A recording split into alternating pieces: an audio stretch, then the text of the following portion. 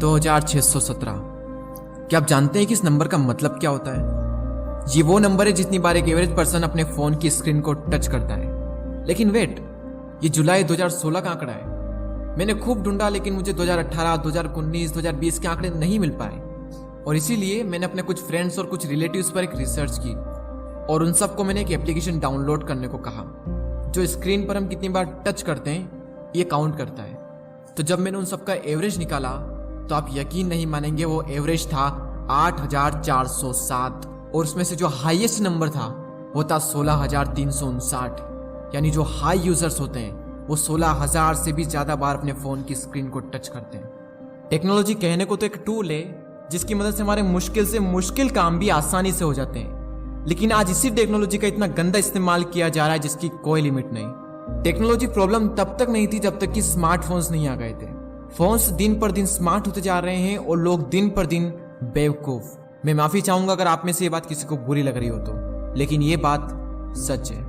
इस वीडियो में मैं आपके साथ कुछ ऐसे फैक्ट्स शेयर करूंगा जिसे सुनने के बाद आपका ज़मीर रो देगा। एक एवरेज पर्सन एक दिन में 5 घंटे अपने फोन पर बिताता है।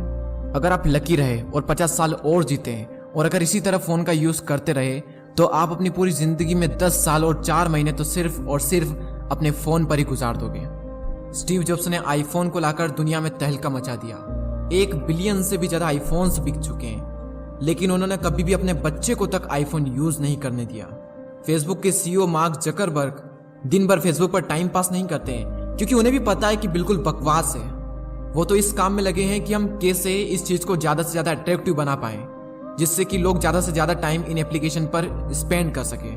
95% स्मार्टफोन यूजर्स सोने से पहले अपने फोन का यूज करते हैं। इस दुनिया में कई तरह के एडिक्शंस होते हैं। किसी को फेसबुक का एडिक्शन तो किसी को व्हाट्सएप का एडिक्शन, किसी को इंस्टाग्राम का एडिक्शन तो किसी को यूट्यूब का एडिक्शन, तो किसी को पूरे के पूरे स्मार्टफोन का एडिक्शन, किसी को सिगरेट का एडिक्शन तो किसी को शराब का एडिक्शन।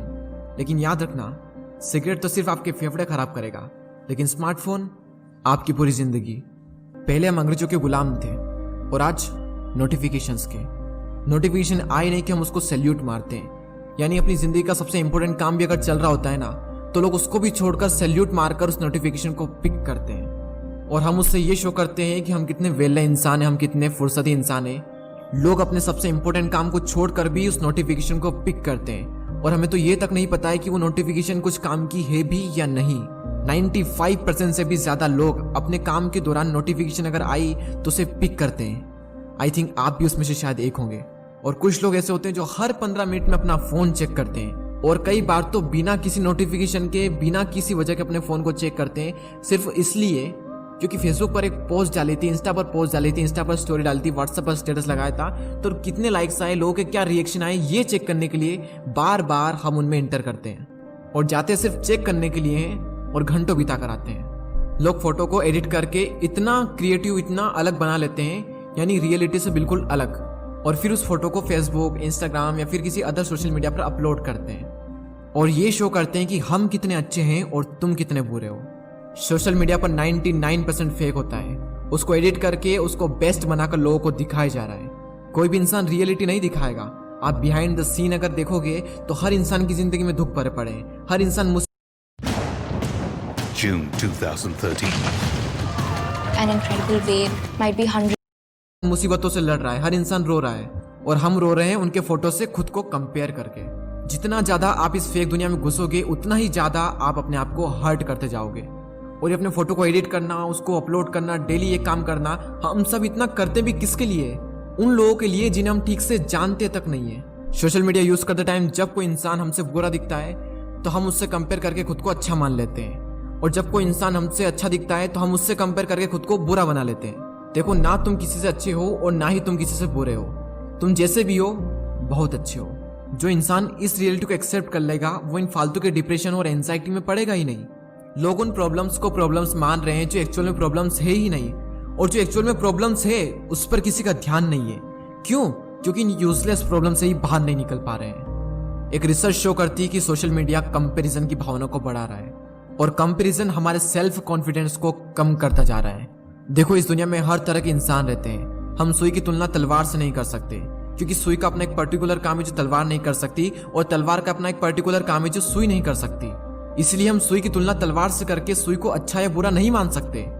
इन फेक चीजों को रियलिटी से कंपेयर मत करो। जो दिखाया जा रहा है वो सब कुछ फेक है और जिससे हम कंपेयर कर रहे हैं वो रियलिटी है। सोशल मीडिया के जरिए लोग दूसरों की लाइफ खोद खोद कर निकाल लेते हैं, लेकिन खुद की लाइफ के ठिकाने नहीं होते हैं कि हमारी लाइफ में क्या हो रहा है। ऑस्ट्रेलिया में एक रिसर्च की गई और उस रिसर्च में ये पाएगा कि 10 में से 9 लोगों को एंजाइटी होने लगती है जब उनके फोन की बैटरी अबाउट टू डाई होने वाली होती है।